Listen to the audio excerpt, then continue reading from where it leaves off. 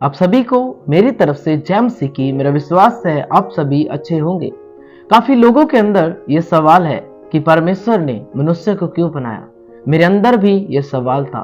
फिर मुझे जानने को मिला, कुछ पास्टर से, कुछ वचनों से मुझे जानने को मिला कि परमेश्वर ने सबसे पहले स्वर्गदूतों को बनाया था।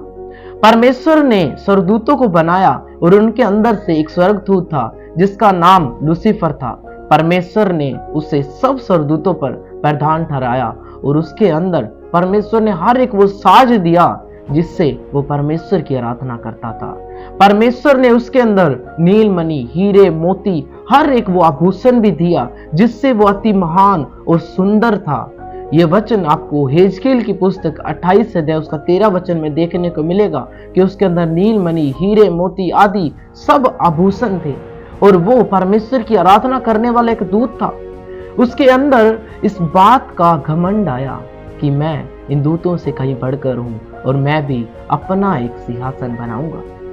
जब परमेश्वर को इस बात का आभास हुआ तो परमेश्वर ने उसे धरती पर गिरा दिया। धरती उस समय बेडोल थी, कुछ नहीं था इस धरती पर।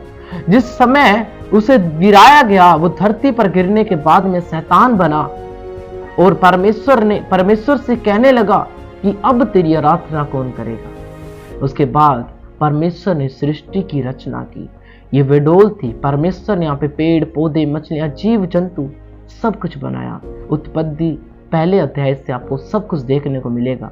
उसके बाद परमेश्वर ने मिट्टी को लिया और आदम की रचना की। आदम को अपने ही जैसा परमेश्वर ने बनाया, अपने स्वरूप में बनाया और हवा को भी आदम के अंदर से पसली को निकाला, उसे गहरी नींद में सुलाकर और हवा को बनाया।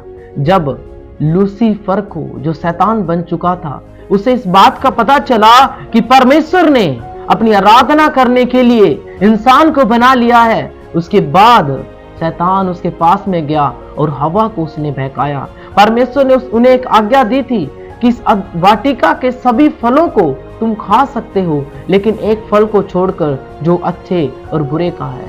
हवा अदन की वाटिका में टहल रही थी, उसी समय शैतान आया और शैतान ने हवा को बहकाया और हवा ने वो फल तोड़ के खाया और आदम को भी दिया। उसके बाद में परमेश्वर ने जब आदम को पुकारा, आदम तू कहाँ है, वो छुपने लगा क्योंकि उसके तन पर कोई कपड़ा नहीं था।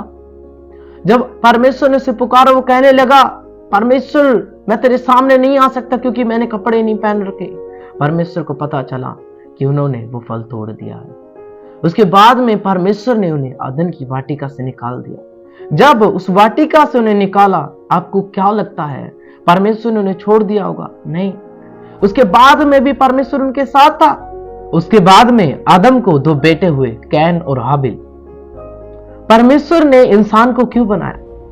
परमेश्वर ने इंसान को इसलिए नहीं बनाया कि वो संसार में अपने लिए भागे, अपनी जरूरतों के लिए भागे, संसारिक जरूरतों के लिए भागे, संसारिक अभिलाषाओं के लिए भागे। परमेश्वर ने आपको इसलिए नहीं बनाया कि आप पाप की ओर भागे, व्यभिचार की ओर भागे, चोरी की ओर भागे। परमेश्वर ने आपको इसलिए बनाया कि आप परमेश्वर के साथ हमेशा रहें और उसकी आराधना करें। परमेश्वर ने वचन में लिखा, 6 दिन काम करो और 7वां दिन मुझे दे, उससे बातें करें। परमेश्वर ने हमें इसलिए नहीं बनाया कि हम जैसे भी जिए। परमेश्वर आपसे प्यार करता है और वो चाहता है कि आप उसके साथ उस स्वर्ग में रहें। जब परमेश्वर का इस मनुष्य से रिश्ता टूट गया, उसके बाद परमेश्वर ने अपना इकलौता पुत्र हमारे लिए भेजा, जिसके ऊपर हम विश्वास करके अनंत जीवन को पाते हैं। आप भी परमेश्वर के विश्वास में बने रहें और इस सवाल को अपने अंदर से निकाल दे कि परमेश्वर ने हमें क्यों बनाया। एक कुम्हार जब किसी वस्तु को बनाता है तो अगर जिस वस्तु को उसने बनाया है वो वस्तु उस कुम्हार से ये नहीं पूछती कि तूने मुझे क्यों बनाया है।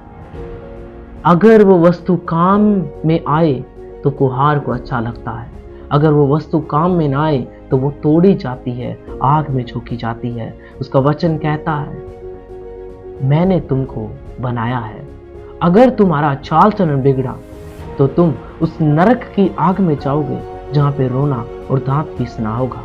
और परमेश्वर नहीं चाहता कि आप वहां पर जाएं। इसीलिए उसने आपके लिए अपना इकलौता पुत्र भेजा। उस पर विश्वास करें और उसके वचनों में बने रहें। इस वीडियो को ज्यादा से ज्यादा शेयर करें कि जो लोग इस बात को अपने मन में रखते हैं वो जाने और परमेश्वर के वचनों पर चलें। आप सभी को जय मसीह की। God bless you.